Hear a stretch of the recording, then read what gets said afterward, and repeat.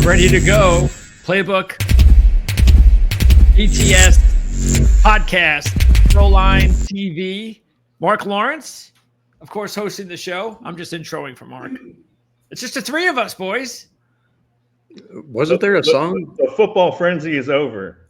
You got all of our football guys have flown the coop. No, they'll be back. Yeah, like Hank Williams and all my rowdy friends have routed on down. You know, football guys are gone.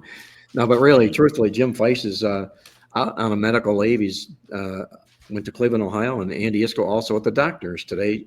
Victor, by the way, for our listeners out there who don't quite yet know, Victor is likely going to be taking off this summer and coming back in August when football begins because he doesn't do basketball and he wants to catch his breath. So we won't be seeing any Victor here anytime soon, unless maybe we yank him in here for March Madness or something like that to that effect. But nonetheless, it's just the three of us. Almost that song, just the two of us. It's just the three of us. And there's nothing wrong with that because we got a good show on tap today. We're going to talk a little bit about NBA basketball. We're going to talk some college basketball. And we're going to also, beginning on the show today and every week of the podcast from now until football begins in August, we're going to have a segment dedicated to football. And it'll largely basically be what we've learned in the offseason that might be noteworthy now for people to pass along a little tidbit or note of information. And if we have nothing, we'll say that. But if we do, we'll share that bit of information. And kind of a little bit of a selfish reason that I'm doing that is because I'm in the midst right now of putting our Playbook Football Preview Guide magazine together. And we are rolling up our sleeves and we're getting knee deep into the magazine as far as research goes. So I'll be sharing some of those vignettes along the way as we talk a little bit of football each and every day. So with that, I want to see how everybody's doing here on the show today. Tony Mejia, how's everything going for you this off season in football? Yeah, off season in football's been good. Super Bowl was disappointing, except for the fact that I luckily split with the over because that game had no business going over, given how one-sided it was. But we had those late garbage touchdowns from Kansas City, so we'll take that split. I was really most leery about, because I wasn't on the Super Bowl wrap-up show last week, so I was most leery on Philadelphia, Kansas City beating Philadelphia. So I treaded lightly on that and the total, but I really liked my props, and my props were Mahomes rushing yards, which fell just short, and I thought he should have called his own number much earlier than he did. I had Xavier Worthy rushing yards, which was light, like 6 yards. They had been using him throughout the postseason on little reverses and just straight tosses, out of the backfield. They counted his runs. Didn't happen with that, and I did get my Jalen Hurts tush push touchdown. So I mean, a mediocre Super Bowl. Definitely the right team won.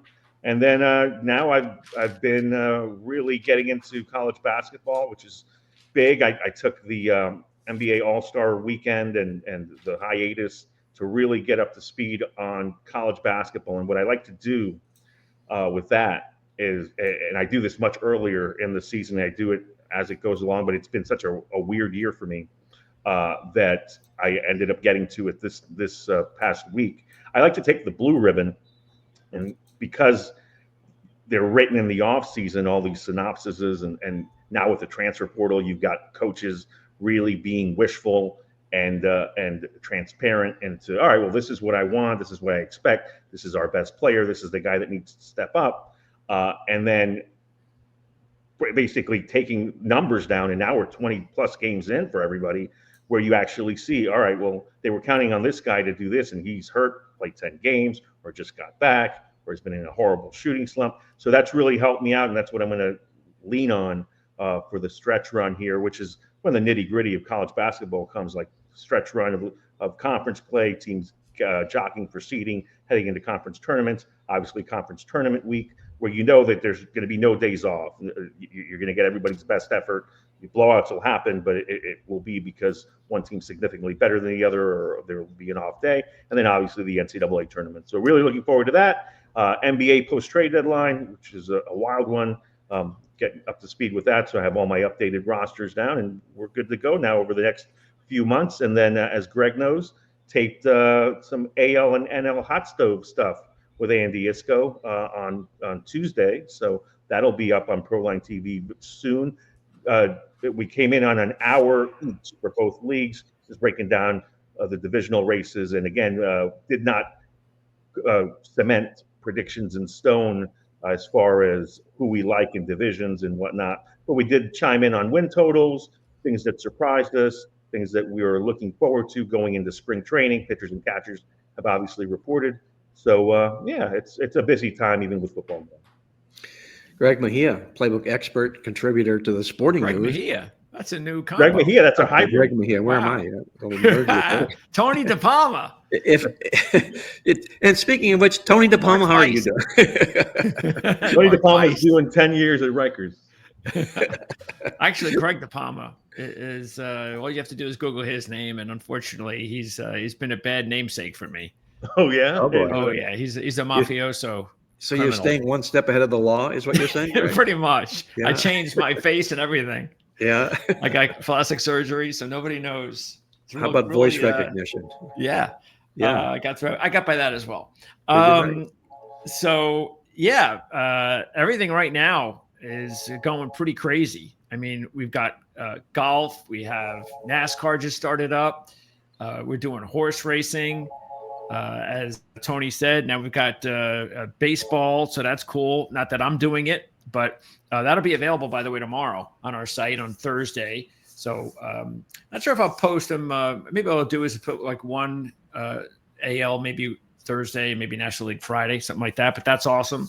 But also, of course, you talked about football, Mark, and I probably do about 3 or 4 off-season preview interviews a week now with all of these insiders because of my R-Lads connection.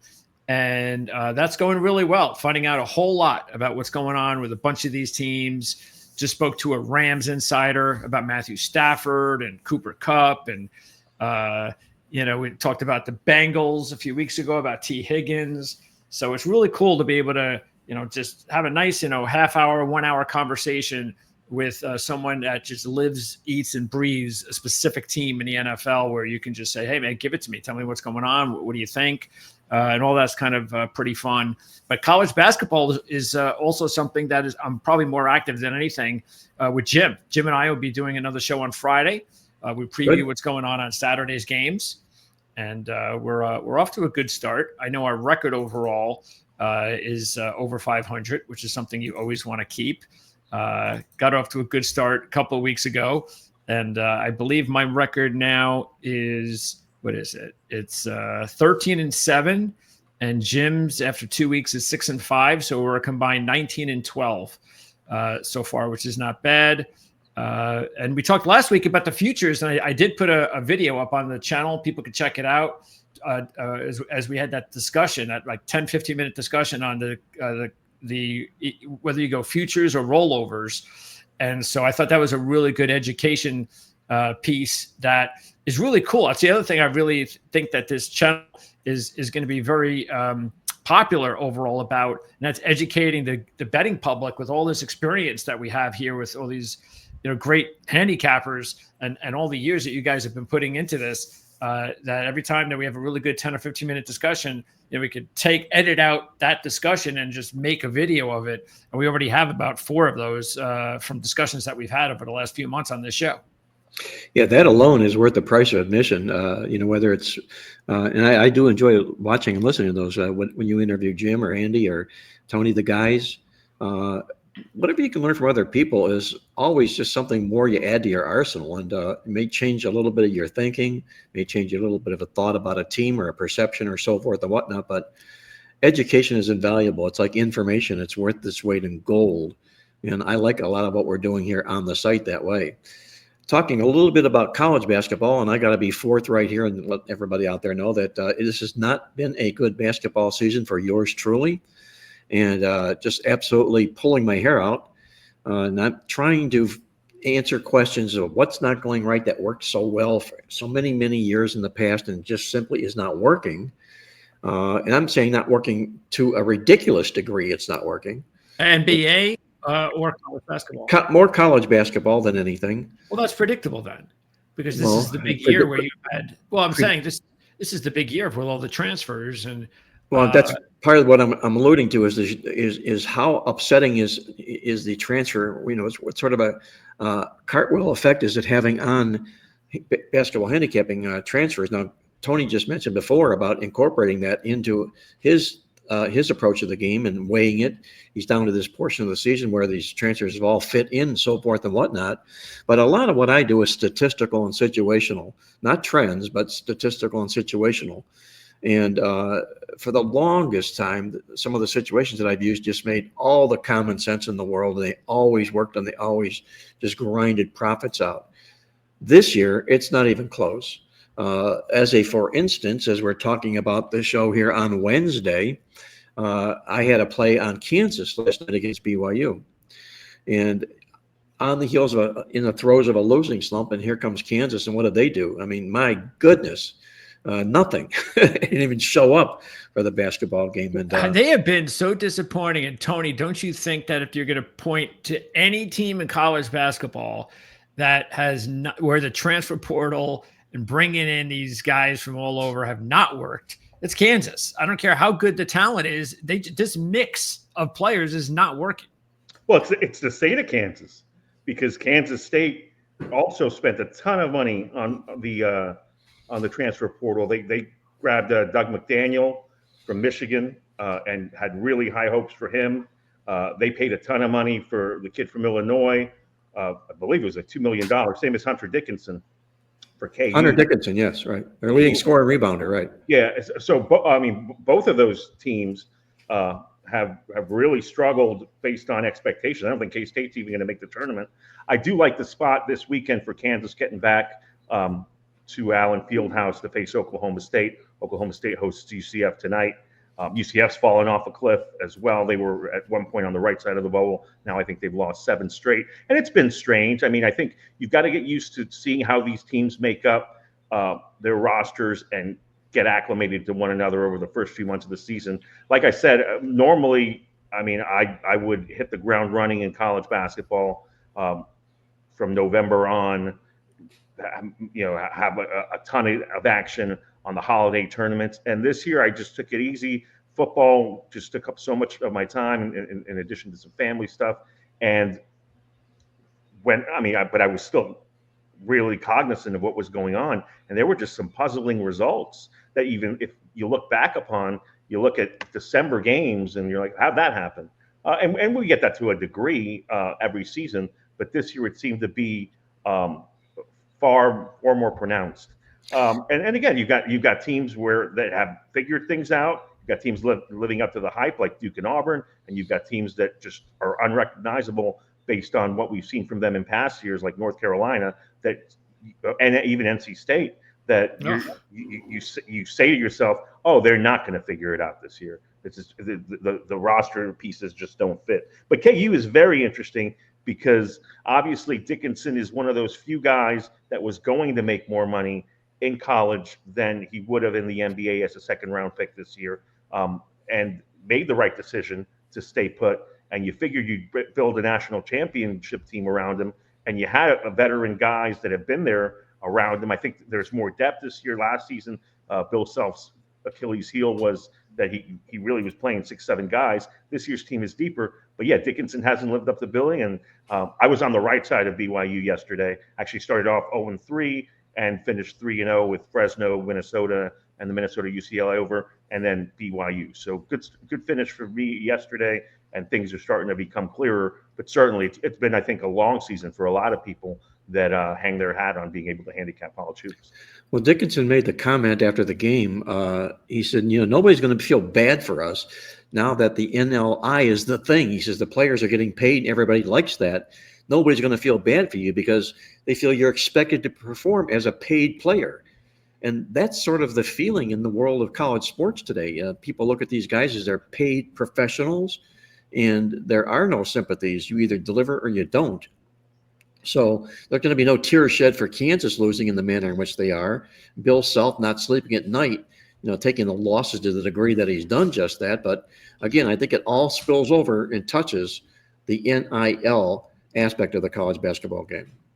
Yeah, it wasn't surprising to me that you mentioned two ex-Michigan players, Tony, because those are really underachieving bad Michigan teams that Juwan Howard put together. And obviously, whatever happened to stain them during their time there has not gotten any better. And so, look, they had the talent.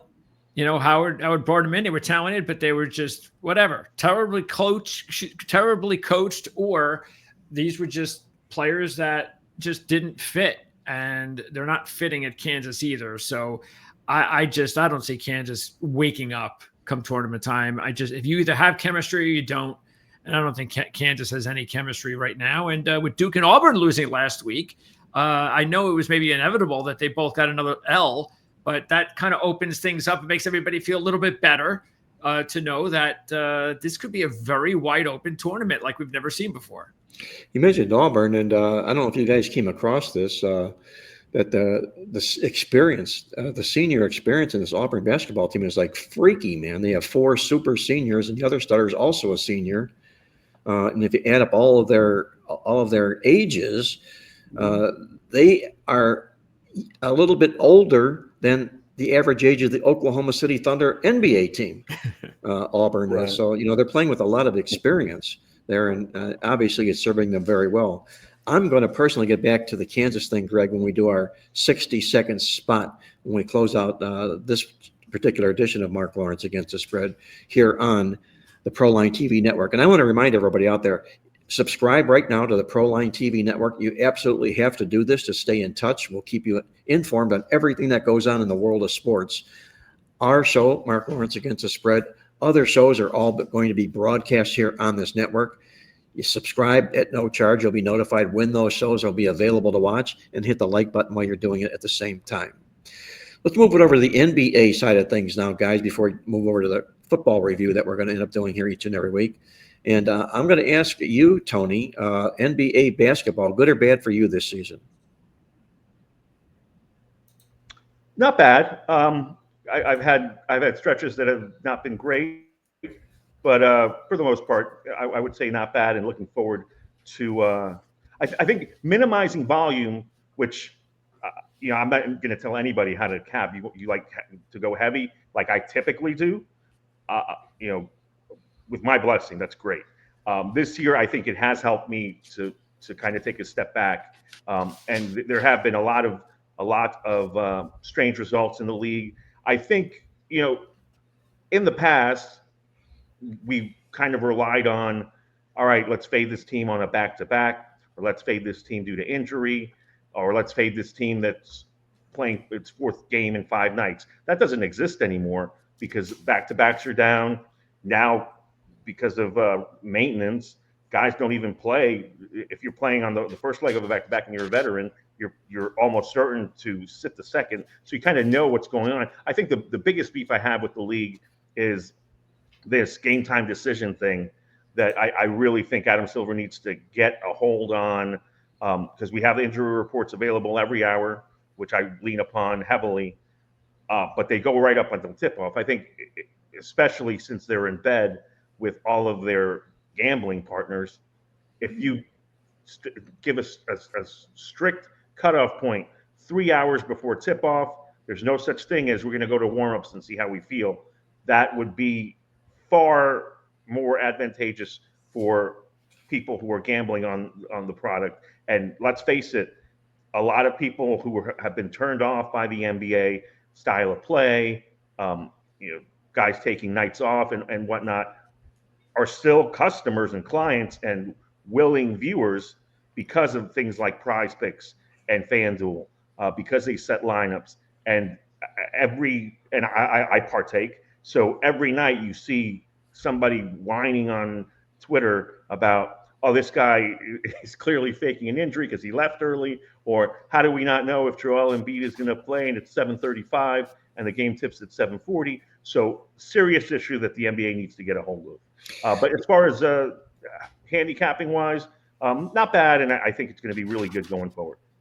That ties hand in hand with a little bit of a subject I want to bring up here. And Greg, I'll run this by you first. You mentioned these lineups and injury information not being available 5 minutes before the basketball games, which is ridiculous.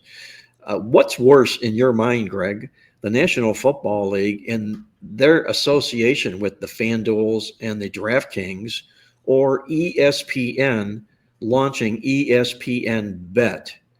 Which of those two is an uglier, disgraceful moniker, if you will? ESPN or the NFL? NFL, because ESPN is just a broadcast media outlet. NFL should have a little bit more integrity. Especially, I can imagine the old timers who were getting slapped for doing.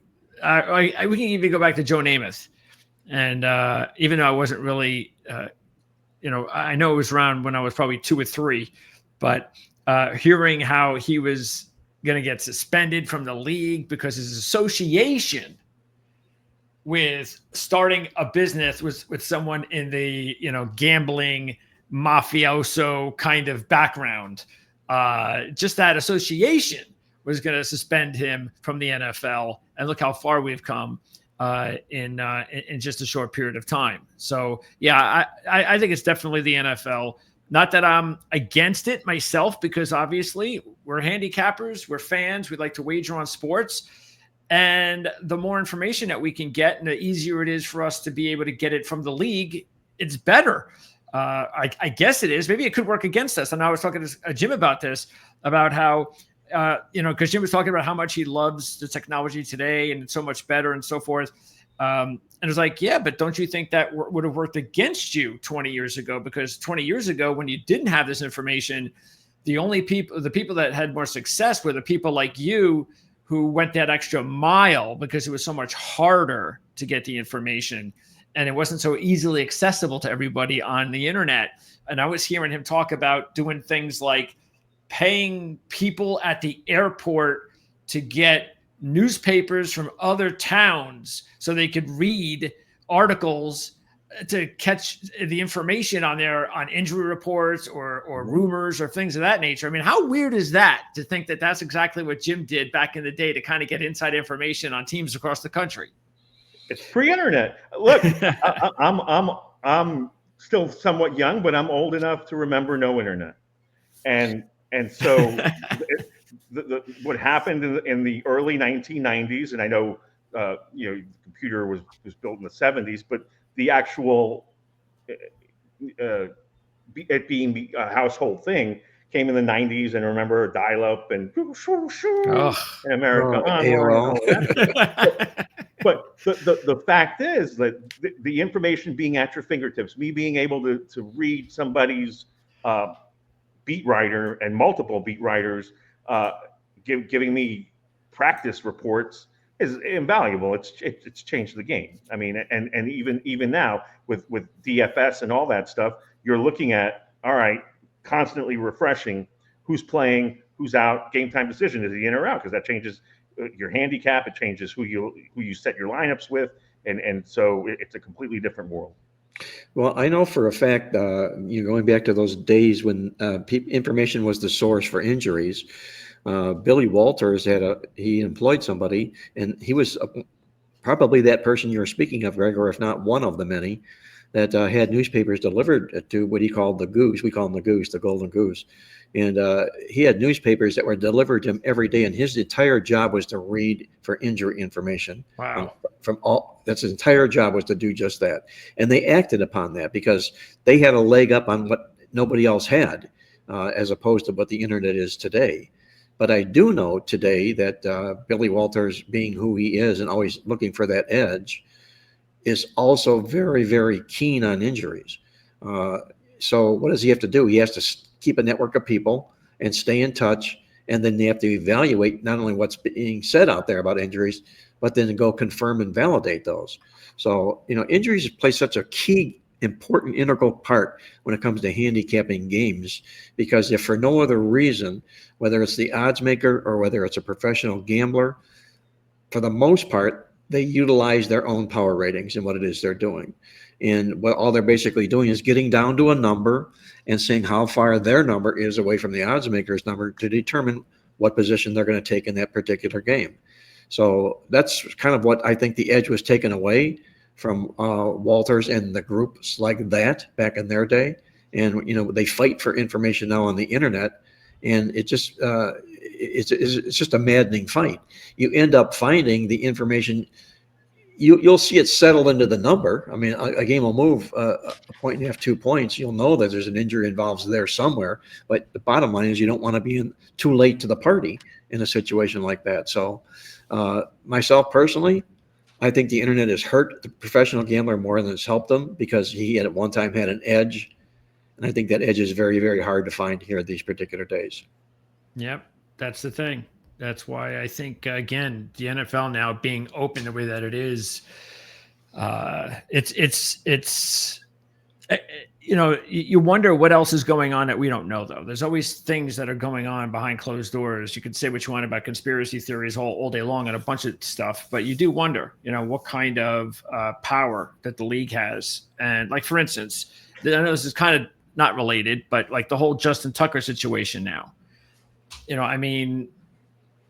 at this point, even the Deshaun Watson situation, we never really got a conclusive end to the story. We just got, okay, this is what was said, this is what happened, and because of these accusations, and this is what happened to Deshaun Watson's career.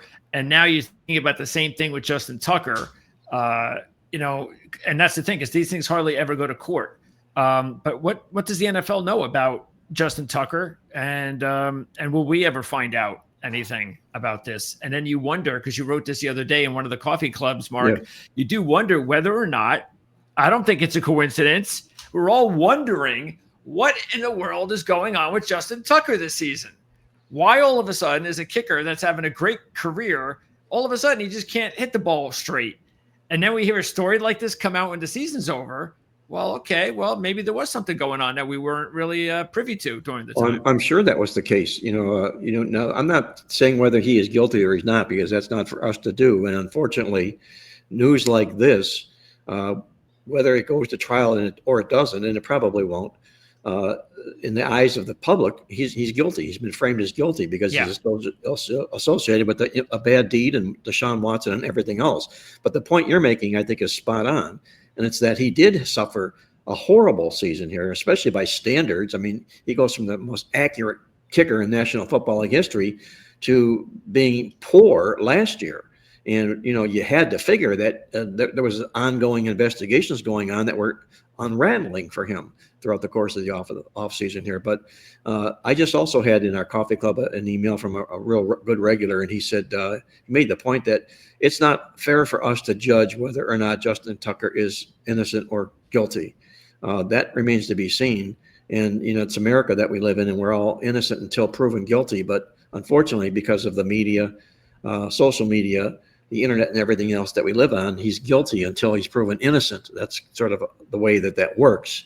Not correct or not right, but it's kind of sort of the way that it works. But it is case by case. I mean, yeah. Who was the other kicker that got kicked off of Washington basically for the same thing, for the stewardess thing, and then ended up on another? He got a job this season. Was that Zane Gonzalez? No, it was veteran kicker. This year? Yeah, this past season. He got let go because they said he was inappropriate on a team plane, and Washington let him go. So yeah, Zane Gonzalez replaced him. But not Zerline, no. No, it wasn't Zerline. But okay, I'll look it up. But the bottom line is, I mean, you've got that instance. You've got Deshaun still playing. You've got Miles Bridges had his issue where, I mean, what he did to his girlfriend was just unconscionable. But yet he served his penance, and now he's playing every night with the Hornets. You got Jackson Hayes, who's now the Lakers starting center. He got into an incident. No charges have been brought. He hasn't even been disciplined. And yet you have Trevor Bauer in Major League Baseball. He's been blackballed. So I think from that standpoint, leagues handle things differently. I know Bauer's constantly trying to get his gig back. But I think if he does that, there's a fear that everything will come out and he'll be even more vilified. So it just remains to be seen how the NFL handles a situation like Justin Tucker. If Justin Tucker maybe just retires because he's three there it is, Brendan McManus, three he's 35 years old now and coming off a down season. Maybe he just walks into the sunset and settles things if there is anything to be settled in civil suits. No, there won't be any major contract extensions for him for sure, because of all of that and all of his age and everything here. I want to share with our listeners out there, this is a little bit of an interesting point. Some of the things that I do when I'm talking statistical and situational, when I'm looking at key stats when it comes to handicapping basketball games is average margin of victory.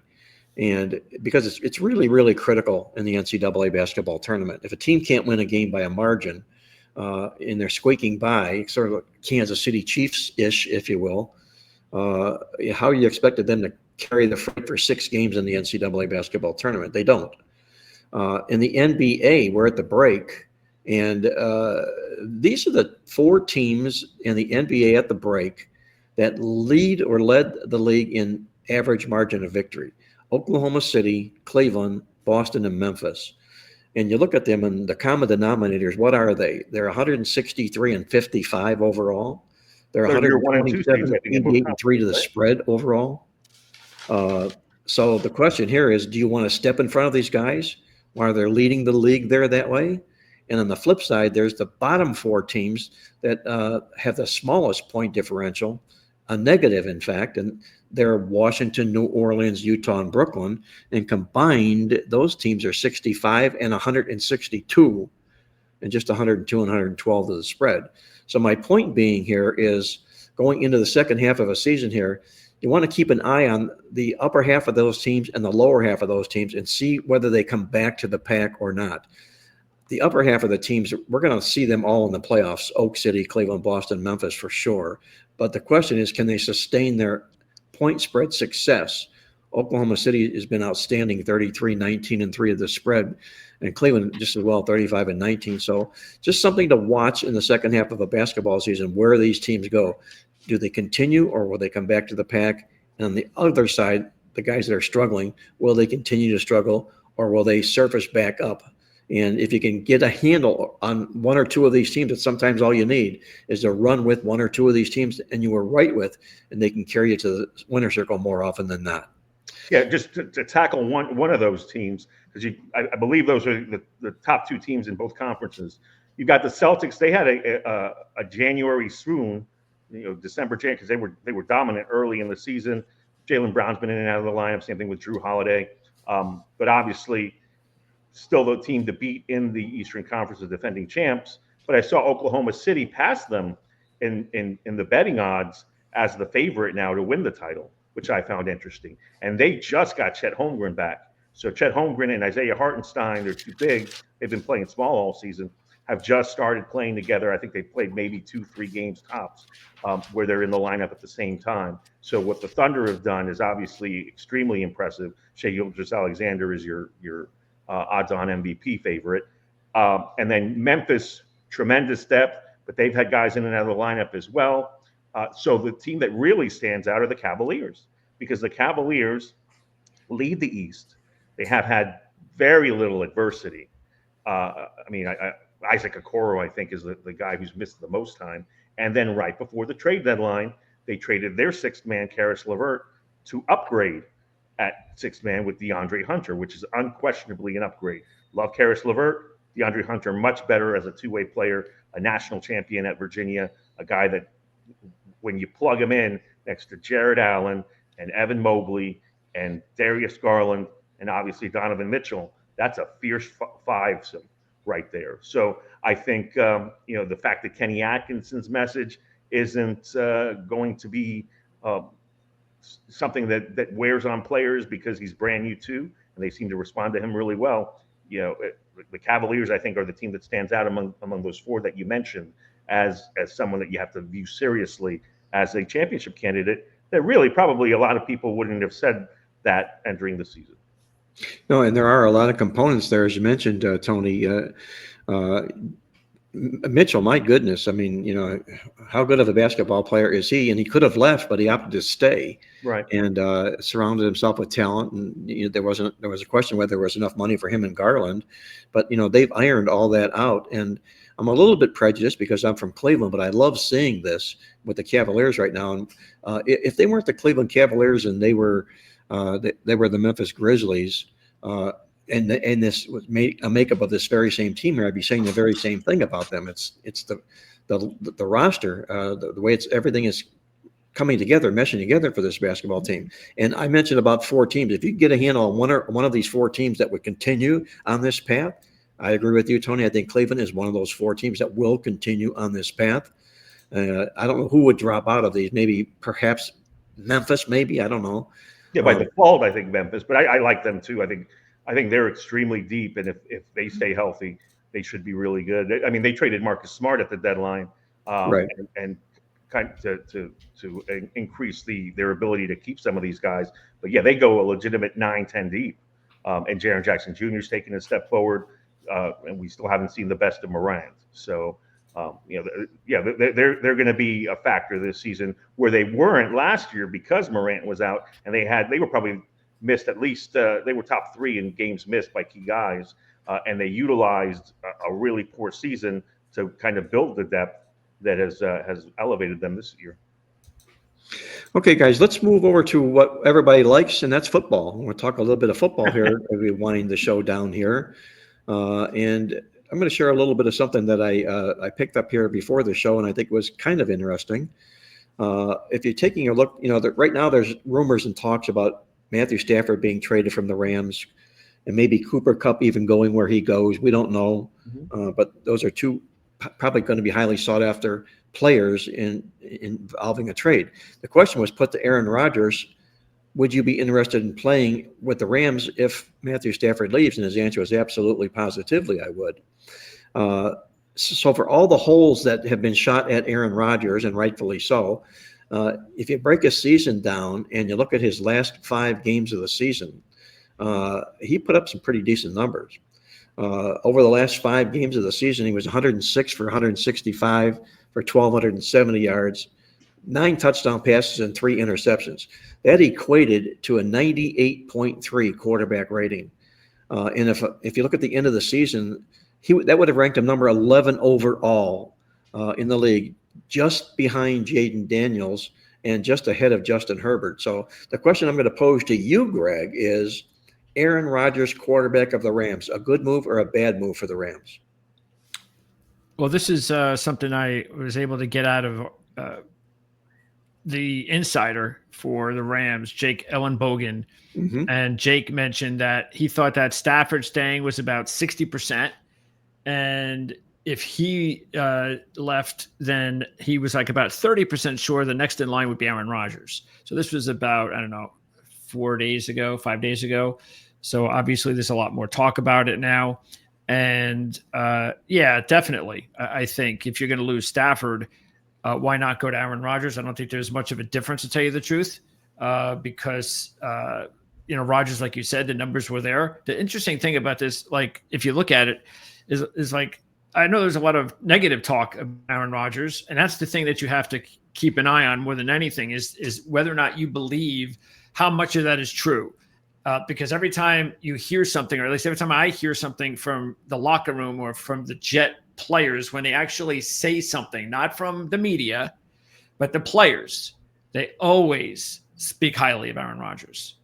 And yet the media wants you to believe that there's, a mutiny in the clubhouse about Aaron Rodgers. Players don't say that. Players love him. So I just think that it still has to be checked out. And the Rams don't need to have any friction in the locker room. Another thing that might be interesting is that Jake also told me that that he feels it's possible that Zach Wilson goes to the Rams as like the future quarterback they want to work with for about a year or two. And if Are you kidding me? Really? Zach Wilson? Yeah, because keep in mind, of course, LaFleur was the coordinator for the Jets when Zach Wilson was a rookie the first 2 years. They fire LaFleur, and a lot of people thought, well, he must have a bad relationship with Zach now. They must not have gotten along. But LaFleur has already apparently checked off on it. Said, you want to go get Zach? Fine. Bring him in. I can work with him. And I can't think of a better place for Zach to work with Sean McVay. So if anybody can get a quarterback with all the goods, but he just needs to understand how to play the game the right way, it's Sean McVay. And bringing a guy like Zach might be a good idea. But the reason I say this is because when the Jets Zach was there and they put Aaron Rodgers there, the interesting dynamic was Zach Wilson's idol was Aaron Rodgers. And it was supposed to be this great opportunity for Zach to learn under Aaron. But that all just went away when Aaron got hurt. They never played the season. So maybe this is something that seems a little bit more interesting now, that maybe Aaron Rodgers ends up with the Rams if Stafford's not there. Maybe they sign Zach Wilson, and maybe the Rams do it the right way, which wouldn't be surprising to Jet fans, the way the Jets are supposed to do it, and have Aaron Rodgers mentor Zach Wilson, and then, let Zach Wilson take over in a year or two when Aaron Rodgers is done. So keep an eye on that. Interesting, to say the least. I don't know what's going to happen there, and I have to feel that Cooper Kupp might be maybe the most sought after wide receiver on the market in the offseason here. And he's gone. Yeah, he's gone. Yeah, he's gone. They told him he's gone. But he's got to be selective in where he goes. I think. You want to hear the team that is probably the most likely destination? You don't want to hear it. I do. Why? Kansas City. Oh, that's interesting. Well, I mean, I have no qualms with the Chiefs. I'm just saying, look, we all want the Chiefs to get better. That's pretty good. I think Travis Kelce's probably going to retire. I think it probably burns him that the lasting image of the end of his career will be that dejected look on the sidelines, not being able to get on the same page with a guy that he's been on the same page with for nearly a decade. But certainly the Chiefs need that type of guy that Mahomes can look to keep drives alive. It'll be interesting to see what happens with DeAndre Hopkins, and you know that the younger guys are going to stay put, and Kansas City will reload. But here's a question: since you've been talking to this Rams insider, what is the deal with McVay, considering that everybody had kind of written off that he was done with coaching for now and was going to wanted to get into the booth? Was that just hearsay? Yeah, is nothing there going on there. any rumors to him stepping down now? No, right? Nope, not at all. So what's the Stafford not being part of this anymore? They had a last year when I don't know if you probably don't recall, because it did not become a big issue. He had to get a new contract, and everything got settled. There was no holdout. There was no apparent issues. And that's why probably nobody really knows why this is going on. But apparently there was a lot of friction during those negotiations. And Stafford basically decided, look, I don't want to deal with this during the regular season. Let's just sign, get it over with. But part of it was he wants to get guaranteed money. He does not have any guaranteed money in his contract right now, meaning if he played for the Rams for the next couple of years, he's got no money coming in. So he wants some guaranteed money. That's the holdup right now. And again, it's just one of those things where the likely scenario is that they come to terms. Then there's also the other situation is there's all this stuff everybody's wondering whether or not his wife has a lot to do with it, and I know she's been getting a lot of attention. I don't think that has anything to do with it. I just think he should be playing hardball when he's 37 years old. And this is it. That's it. It's his last chance to make money, and that's what he wants. He wants some cash. So okay, that makes sense. Yeah, I mean the Rams got a really close up look at the Jets late in December. Rodgers didn't throw a pick in that game, which is surprising because he threw a pick in almost every other game. So I would think that McVay respects Aaron Rodgers. I mean, whether he thinks he can work with him is only he knows deep down. But I mean, I could see that as a fit, certainly, if it's a 1 or 2 year fix. I guess Garoppolo was the backup there, and it'll be interesting to see where he surfaces. Probably as a guy that's fighting for a number one. Same thing with Mariota. Those are the two guys that seemingly are 33 and 34 in terms of quarterbacks every year, trying to get a team to believe in them as a number one. What about Geno? Right now, it's status quo as far as where he is, but there is a lot of word about the fact that, Seattle has to, maybe even in this draft, go in and get someone, not a first round pick, but maybe just get some insurance in case it can't be worked out. But, nothing imminent, anything like that. But he is getting up there in age. I think Seattle is still right now, in the belief that he's our guy. We have to surround him with a better running game. And that's the important thing that they're trying to work into their system. They're trying to work a better running game, better run blockers, things of that nature. The running game, their offensive line was not good last year in opening holes for their running game. And they relied way too much on Geno Smith. So they get rid of their coordinator. They bring in another guy who is more of a run-first type of guy. And, that's what they're going to try to go for. But, yeah, they got to get in another young quarterback. And I would not be surprised in this draft class to add someone as high as maybe the second round, third round. Well, God bless Geno Smith. I mean, he's made the most of his career. Sure. Really, beaten up, if you will, by the media, and just kept fighting and fighting and fighting. And he finds himself starting with Seattle the last couple of seasons here. He's put himself into a nice position contractually, making himself a lot of money here. And I was just blown away, guys. Were you aware that he's the cousin of the wide receiver from Ohio State? Yep. How I much? heard about that. How much talent is in that family, huh? Yeah. Yeah. Unbelievable. I'm going to go over to college football a little bit here, guys. We want to touch a little bit each week on something that we're hearing from the offseason to share with our listeners out there. And I'll kick it off here with there's coaching changes that are going on in the world of college football right now, and there'll probably be a few more between now and when we go to press with our Playbook Preview Guide magazine. But one of the ones I found that was really kind of rather intriguing to me was Rich Rodriguez going back to West Virginia. And, a lot of people are happy with the move, and I just have to question whether or not it's a good move. I know West Virginia has been sort of never satisfied with who they have as a head coach because he hasn't ever worked things out. The question here is, will Rodriguez in a second term with West Virginia be that man? And what I did is I put in my database. It was a real messy breakup that he had back in 2007 when he left there. But he's made 3 other stops in the Division I level as a head coach, has Rodriguez. And in his first year with each program, he hasn't been all that well. He's 23-26 and only 19-28 to the spread, 7-14 as a favorite. Does this indicate possibly to you, Greg, that it might be another slow start for West Virginia, or even more importantly, do you like the hire of Rodriguez at West Virginia?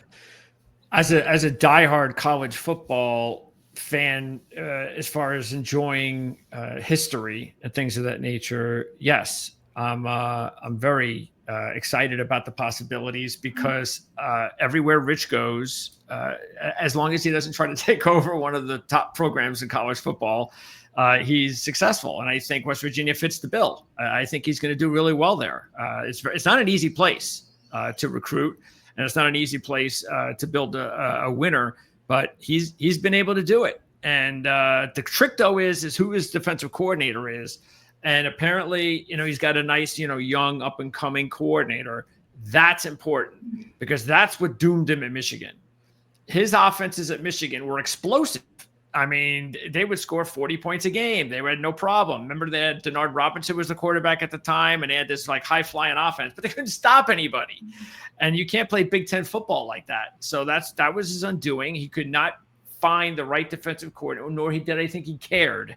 So I think that was the reason that it didn't work out for him there.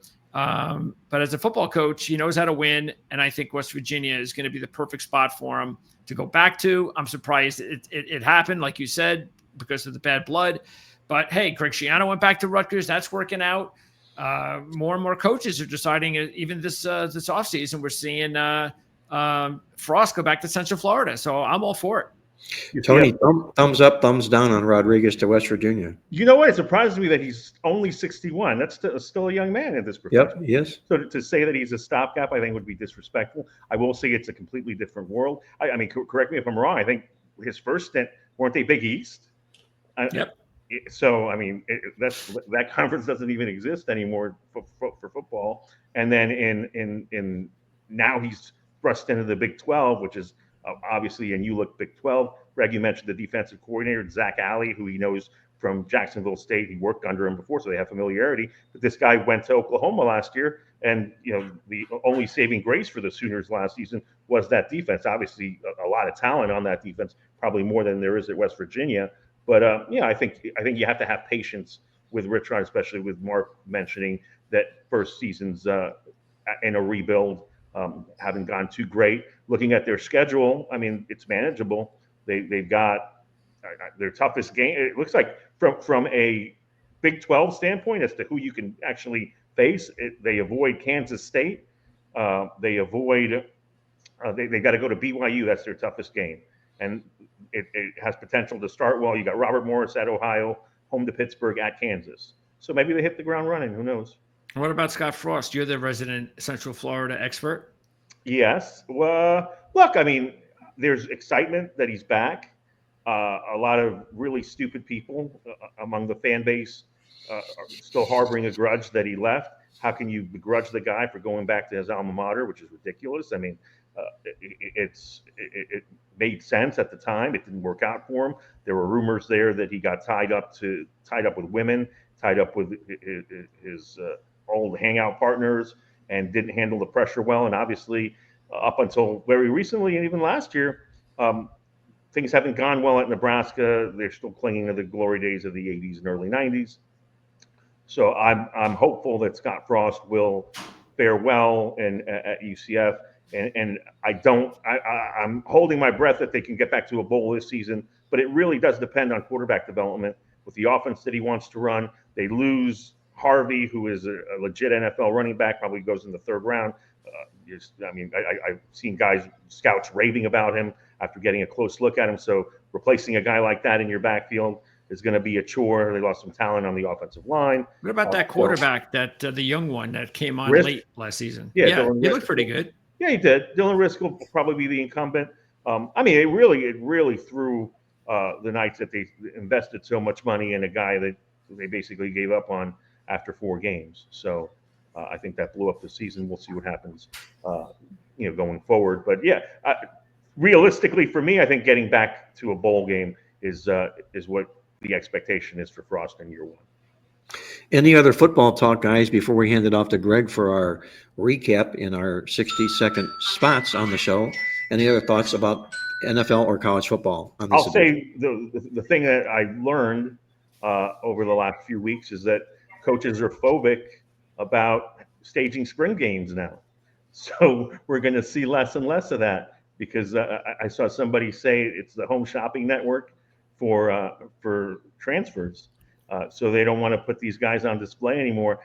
I've seen UCF is not going to have a spring game, and I've seen major programs that actually televise them. I think Texas or along that ilk, maybe Oklahoma, that you can see their spring game on national television because ESPN will show it, are abstaining. So that's a very interesting development from the NIL transfer era. The new era of football. Let's hide our good, talent. a lot of bad. All right, Greg, I'm going to turn it over to you, bud. If you want to kind of spin us through on this final segment of the show, we'd love to hear it. Yeah, we've got our 60-second shorts, and it's only 2 of you, so there's not much to choose from here. Before I'll give you guys a little bit of time to get ready for it, though, because speaking of football. There was an article that came out. I don't know if you guys saw it. There was a CBS article on the top teams in the NFL since 2000. And now, again, this is just one writer. Okay. But this is why they do these things. And he picked the Philadelphia Eagles, this particular version, the 2024 version, as the best team since 2000. I don't know what you guys think about that, because I know all season long, all we kept talking about, I know Jim and I talked about it a lot, was how bad football was this year. And how that's why Kansas City and teams like Philadelphia were able to repeat again because nobody's challenging them. And the only team that challenged, say, Kansas City was Buffalo. And now this guy wants to say Philadelphia is the best team in the last 24 years. I mean, That's come a on. lot of recency bias for sure. Absolutely recency bias. And, he just saw what happened and he buying in hook, line, and sinker. I mean, Yeah. Jalen Hurts really struggled this season. So, look, I have a hard time. Again, I'd have to sit down for an hour and kind of look at it, but I'd have a hard time saying that this Eagle squad is better than the best of the Patriot teams. Exactly. The Randy Moss team with Brady. Yeah.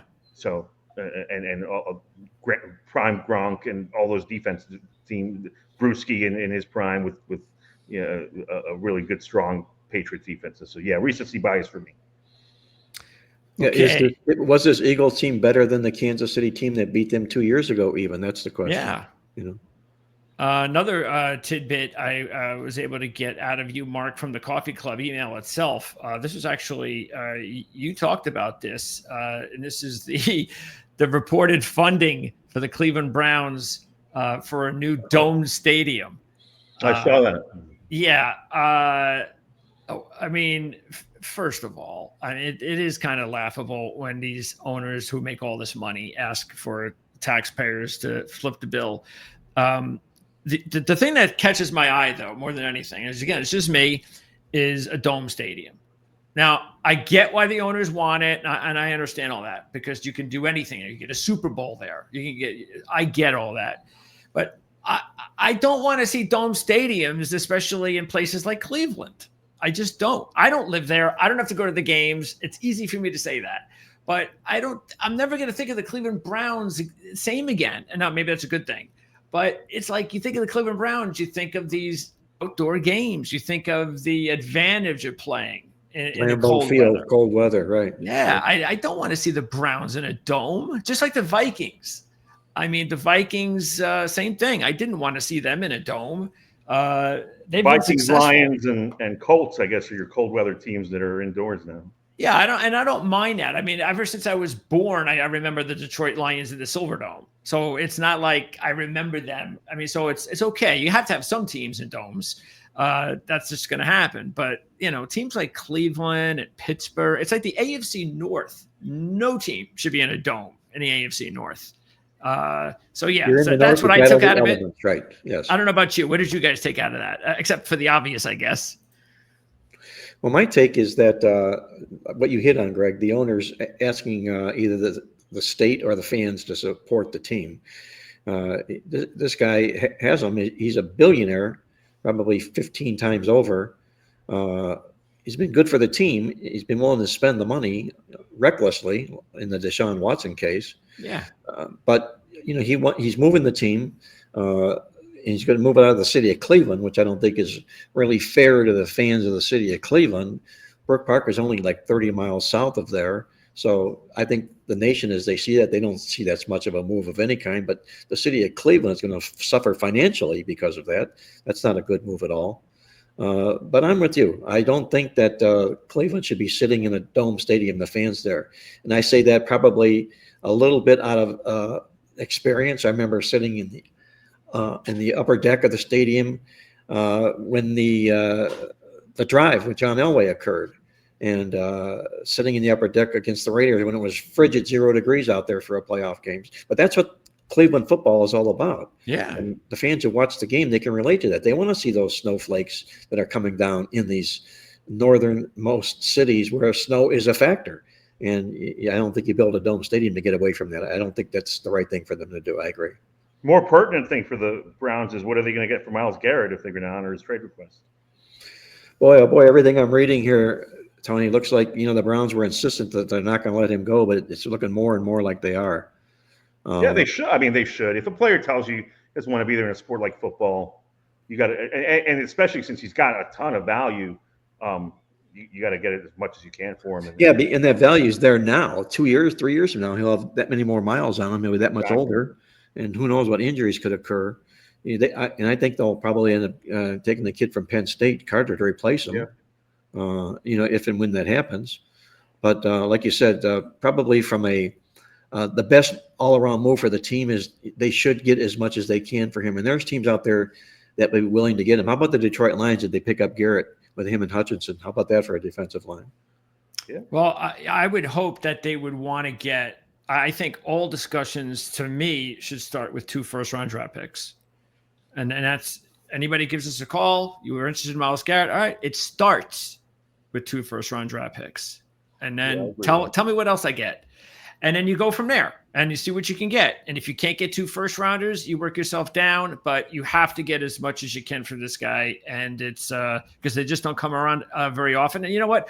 Like you guys said, look, Cleveland's not going to win a Super Bowl by time Myles Garrett is still in the prime of his career, the way things look. So it probably is the best thing for the Browns. And I see no reason why they can't get a king's ransom. Even if those first-round draft picks, like you said, with Mark, with Detroit, even if they end up in the late end of the first round, I don't care. As long as you're getting, some really good collateral, including, like I said, if you can get 2 late first draft picks and a couple other things, then, do it. You have to try to rebuild, and that's the best way to do it. The best way to rebuild is not to just do nothing and then spend your first pick on Cam Ward and expect that that's going to change the Cleveland Browns' fortunes. No, it's not. And I don't think they're going to go for Cam Ward regardless. Off the top of your head, what's the last Herschel Walker, Ricky Williams deal in the league? I don't remember one off the top of my head. I mean, a boatload of picks for like picks and a king's ransom. Well, Houston had one just a couple of years ago. Where they gave up the 2? Did they give up 2? In order for them to get Anderson, I forget. I think they might have given up that first-round pick and another first-round pick.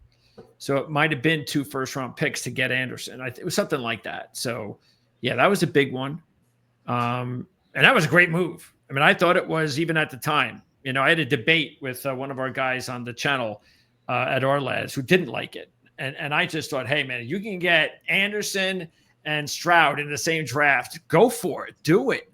Because, it's another thing. Fans and even some teams and general managers, they value, as important as draft picks are in every sport, sometimes they value it too much. Because not every player is going to pan out. And you've got to make sure that you get talent more than anything and stop worrying about picks. If you can get the best player in a deal, then you've won the deal, usually. So, all right, guys. So let's do our shorts. We're going to start with Mark.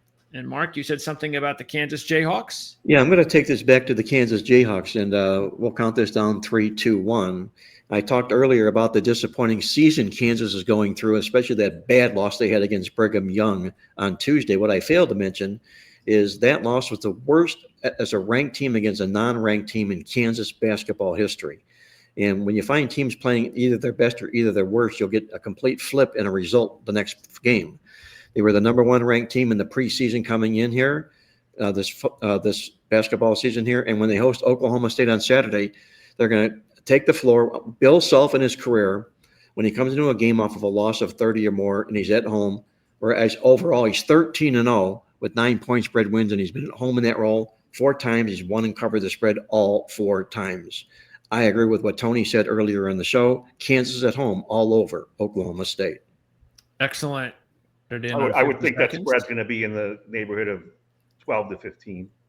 Well, that's not too bad, then. No, it won't be too bad. We'll see what Oklahoma State does tonight against UCF to going into that game. All right, Tony, what are you going to talk about here today? All right.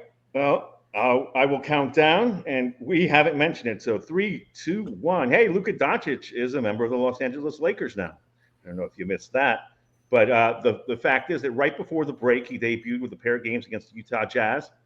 And coming out of the break, the Lakers have a standalone game Wednesday night against the Charlotte Hornets, who they acquired their center, Mark Williams, in what looked to be a great deal, then kind of reneged on his physical. And now Williams will be in the starting lineup against the Lakers. But I'm going to look to February 22nd when the Lakers visit the Denver Nuggets, Luka and LeBron in tow, and they'll face the Nikola Jokic-led Denver Nuggets. Denver now pretty much healthy, except they won't have Peyton Watson for a few weeks, and hopefully Russell Westbrook will be back here. But I believe that there will be at least 250 points scored in this game. Look for the total to be in the 242 to 244 level. Nuggets just haven't been able to defend anybody all season. Lakers, I think you'll see them So far, there's been 245 points in their first game with Luka LeBron, 250 in the second game. So look for over 250 and ride the over in Denver against the Lakers on the 22nd. I believe that's a Sunday. What is so you? It's too early for the number now, right? So Oh, what do yeah, you think it's going to be? Oh yeah, we're way out. It's a Saturday night. What do you Saturday think? night in Denver. Number I would say anywhere from 242 to and above. Okay. And you think it's going to be 250 or over? Yeah, I think it's safe bet both teams crack 120. All right. So that is going to wrap it up. I know that we still have a few things, but I'm going to hold that off to next week and including a few interesting baseball tidbits. But we've got the shows that are going to be premiering tomorrow and Friday. So check that out. I figured let's get those shows up. We could talk about it next week, and then we'll start adding some baseball talk as well, because there's some baseball tidbits that you can find now a lot more prevalent. Do you guys know the Dodgers projected win total? I'll guess. Because if you don't know, guess. Oh yeah, I don't know baseball. I'll go 105. All right, Mark. That's the number I was thinking also, Greg. Oh, minds are just melding like here. Stephen Colbert, give me a number. No. I had them at 106 and 56, and the number is in the 102.5 to 103.5 range, depending on where you shop. So me and Andy were talking about it. Obviously, it's hard to ride the over on over 100 wins in MLB. Yeah, but I mean, this is an improved team significantly, and defending champions. And so all I left it at, no, I won't spoil it, but yeah, check out our NL show and obviously our AL show. But I won't be riding the under. Probably won't be riding the over, but certainly won't be riding the under. I respect the Dodgers too much. And then you got the Rockies and the Marlins are in the 58 range, and the White Sox are at 52, which sounds crazy because that's 110 losses, but they lost 121 games last season. Oh so get your ML appetite wet for MLB and check out our hot stove recaps. Isco and myself, we went into it about an hour each in the AL and NL. And don't forget too, Kevin is going to start hockey. Kevin handicapping. Yes. Awesome. This Saturday, I believe he's going to start. Very good. And there's a big game tomorrow night, USA and Canada, the rematch. And the odds are pick 'em basically. And the intrigue is that with Makar, who was injured in the first matchup, playing in this matchup, now all of a sudden you've got Quinn Hughes maybe being able to play for Team USA. He was not with the team when the tournament began because of injury. And supposedly the rules are that you can't add another player into the team when this tournament began unless you had two injuries. Like you have to have an injury. All right, you have one injury. Okay, bring a player in, but that player cannot participate with the team or play unless something else happens to another player. And so everybody's already talking about, okay, well, who's going to come up with the sniffles? Who's going to come up with something to make sure that Quinn Hughes plays, who happens to be the best defenseman in the world? And that should be a lot of intrigue that we're going to find out on Thursday night in Boston. Can they replicate the 3 fights in first 10 seconds thing? Oh, I love how they just drown the NBA All-Star Game in ratings. The NBA All-Star Game was a great concept that Bettman put together here. This is really good. Yeah, it was. I watched the third period because I had to do my due diligence and watch the NBA All-Star Game. So thank me for that. Yeah, and I actually like the NBA format, but they've got to tweak a bunch of stuff there. And hopefully they do the United States against the world. I think that's the quickest fix for short term in getting interest in the game. And there's now enough world all-stars where they can make it happen. So where would Kyrie Irving play if it was the United States against the world? I read where he was born not in the U.S. and he's going to play for that country in the Olympics as well. Yeah, I would say he's the world.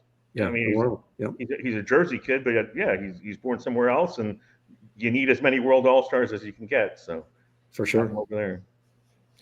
Okay, guys, that's going to wrap it up here. A real good show here. I enjoyed that. We're going to, like I say, talk football each and every show as we move forward here. We'll also visit college basketball, NBA along the way. I want to thank our participant, our experts here, Tony Mejia, playbook experts and contributor to the Sporting News, Greg DePalma, our all-world producer here on the show, Andy Isco, Jim Feist, who couldn't join us because of injuries, and Victor King. For everybody, once again, this is Mark Lawrence, reminding you always to remember to bet with your head, not over it, and good luck as always.